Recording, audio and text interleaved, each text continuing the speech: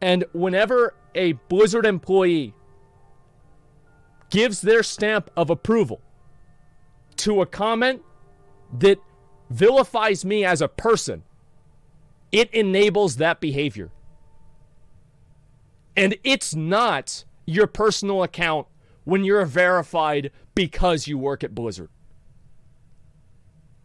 It is absolutely disgusting.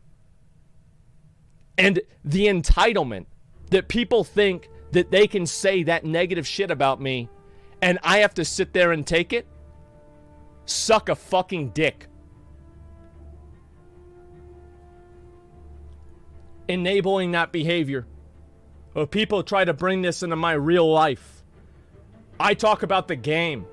I talk about things that I don't like about the game. You make it personal. It's disgusting.